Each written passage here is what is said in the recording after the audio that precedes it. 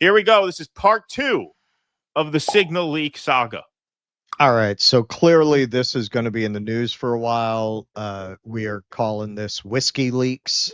Yeah, Whiskey Leaks is great. That didn't originate with us, but we like it. I've got a couple of ideas for sound cues, but for now we'll go with this. I'm so wasted.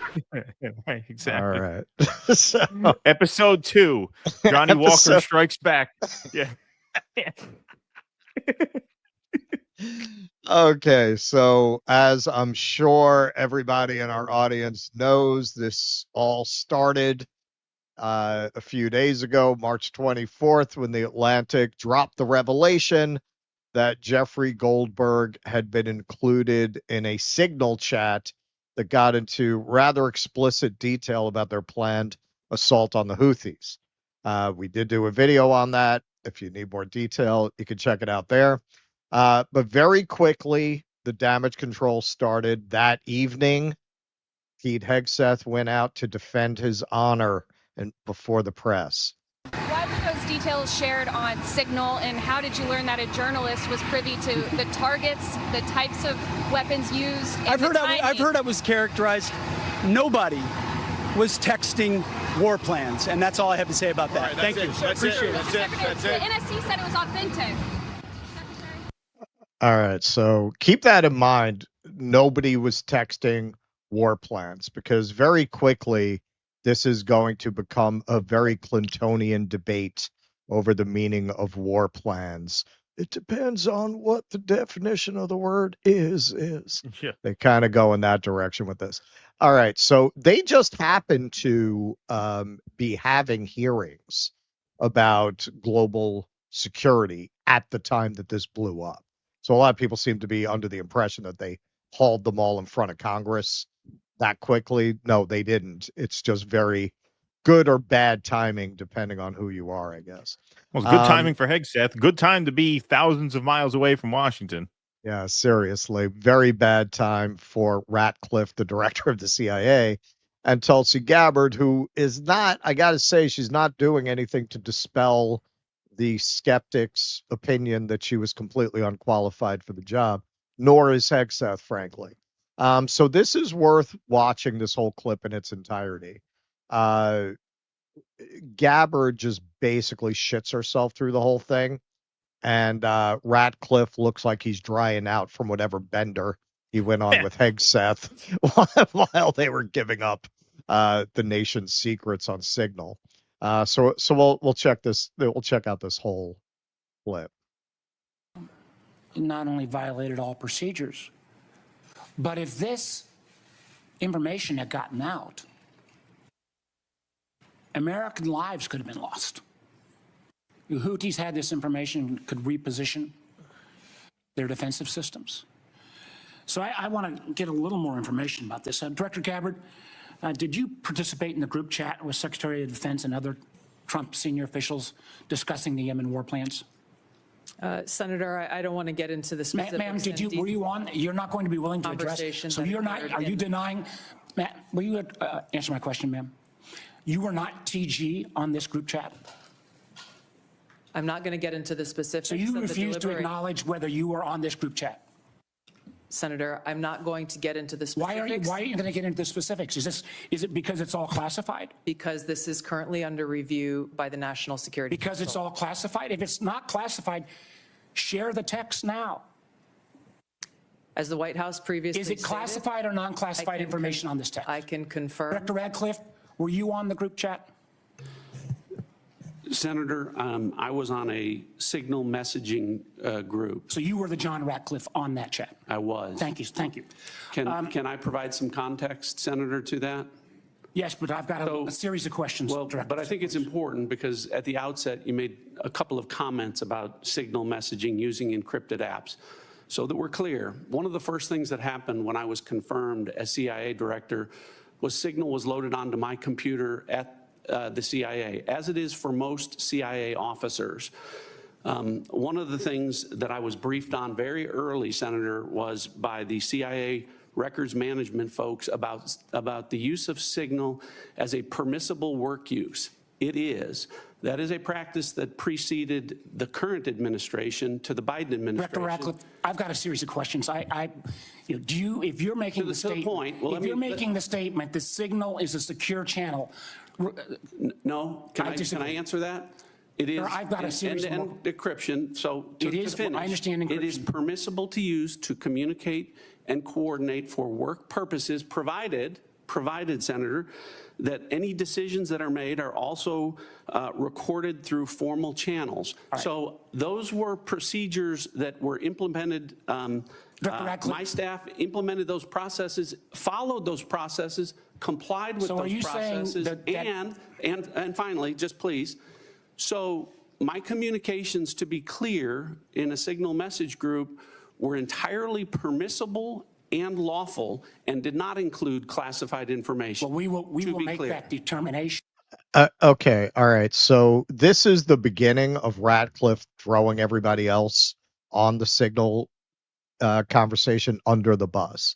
So if you look at what he's trying to put out there, it's this very legalistic argument that you're allowed to coordinate work on Signal as a CIA member, which I would imagine does not extend to detailed war plans. You know, it's one thing to say, I'll meet you at the cafeteria later. Oh, is today Jello Day?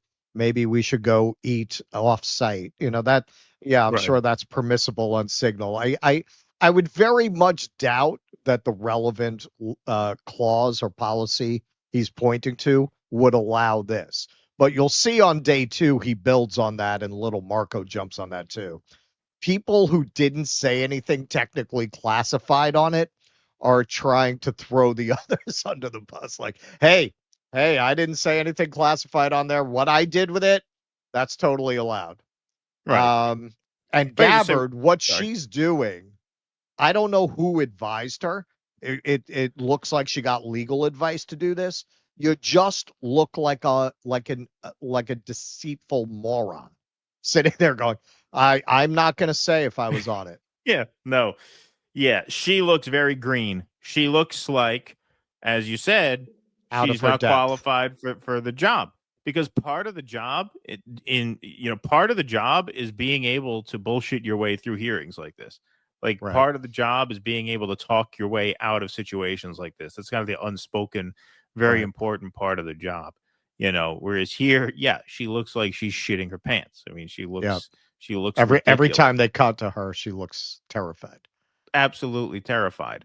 And the only other thing I'll add to this very quickly is part of what I would say all of why I take such pleasure in watching these people squirm like this is because, unlike, Russiagate, unlike the first Trump impeachment, which, I didn't take much of an interest in, because am I really concerned with the technicalities of how information is handled?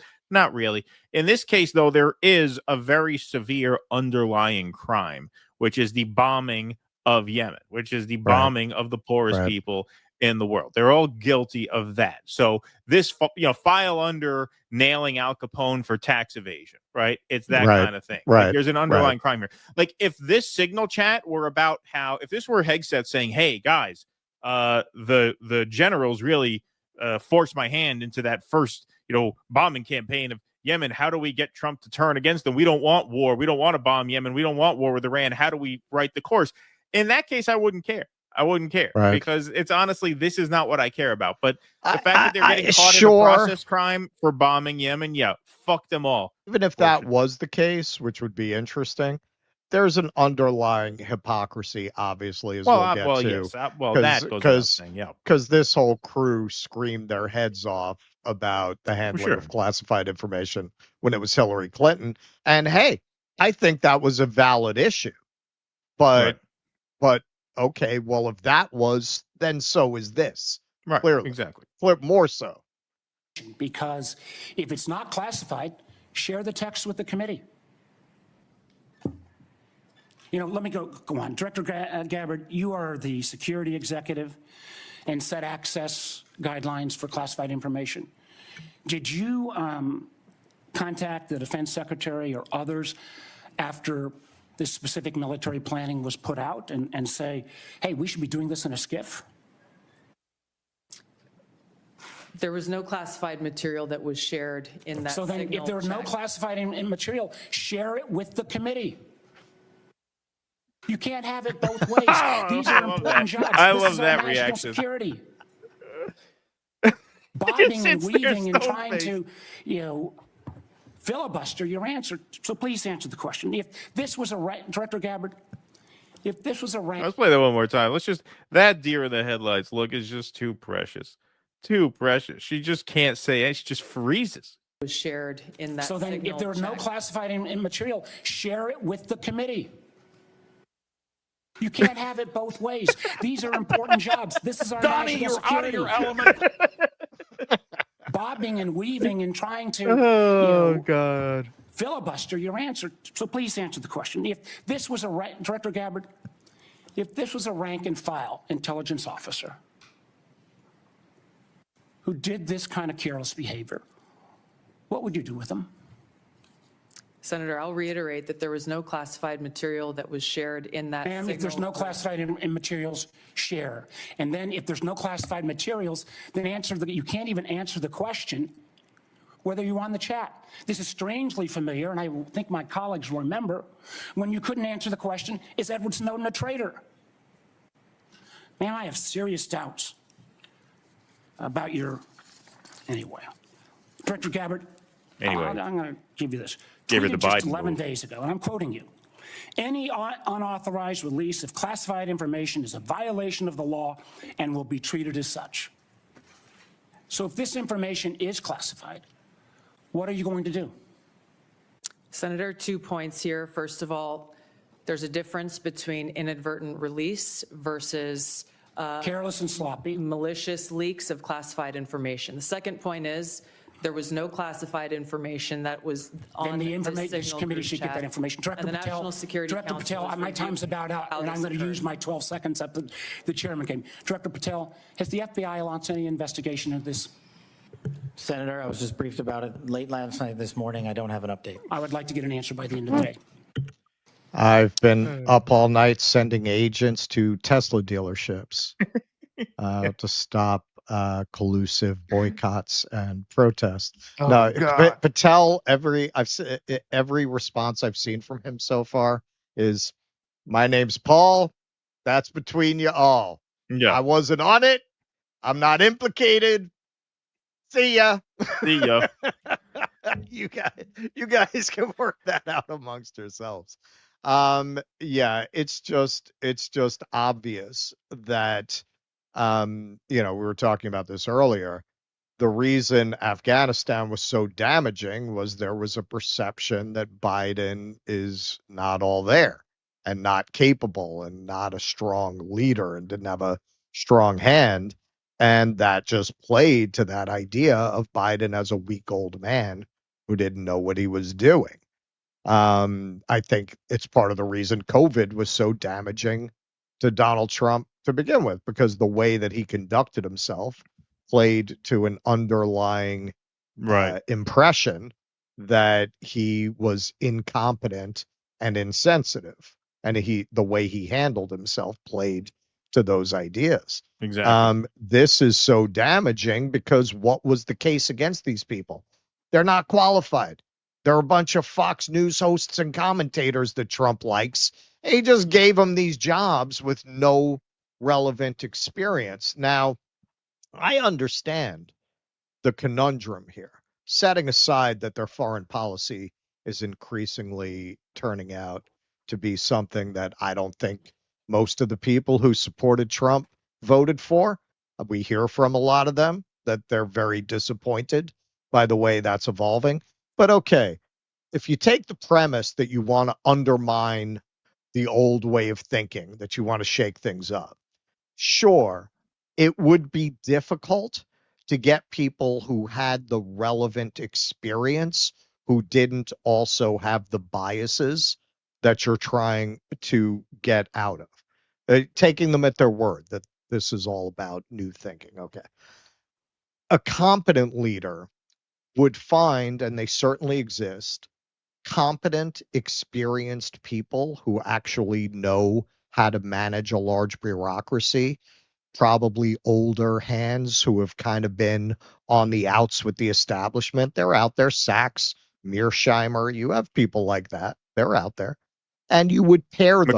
McGregor was supposedly being considered for defense secretary. McGregor, you have people out there like that who have experience with how the bureaucracy works. What he did here, to take it from the world that we come from, I'm a director. I've directed my whole life. I've run my own theaters. If you told me tomorrow, or if you gave me the job tomorrow of being artistic director of the Public Theater, which is an enormous institution that produces Shakespeare in the Park, I wouldn't know how to run that place. I don't know how that works. I don't know what the operational flow chart is like, who I would talk to get this. Yeah, could you learn it? Yeah, I mean, over time, but I mean, that's a theater. It doesn't matter. Nobody dies if it takes you a year to figure it out. They took people who had been soldiers, who had some experience within that system, but did not have the experience of running it. And this is how you wind up with this many people at the top of the bureaucracy who didn't look through a signals chat and have any procedures in place to see who was on it, much less setting aside the whole question of conducting a war operation by signal that way. Setting aside that question, the fact that there was no procedure in place to make sure that there was nobody on the chain who shouldn't be there. Nobody noticed JG. Hey, who's JG? Who's JG? Right, exactly. No, but this is what an experienced bureaucrat would bring, because these are the kinds of things, if you've got to reinvent the wheel, you're going to wind up having to figure out stuff that is just part of procedure that somebody who's been through the bureaucracy would already know. Yeah, exactly. But if you did not come through that, it just might not occur to you that we need to have somebody whose job it is every time we have communications to make sure everyone on the chain should be there. I'm sure there is such a procedure, that these people are so inexperienced and incompetent, none of them knew that.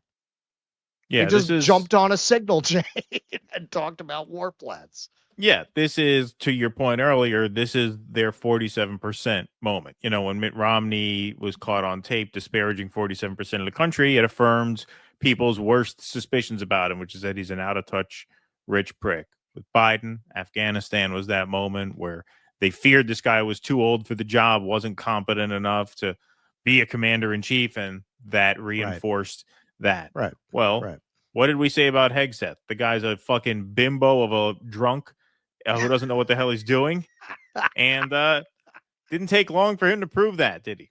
No. What are we still within? We're still within the first 100 days. Please clap.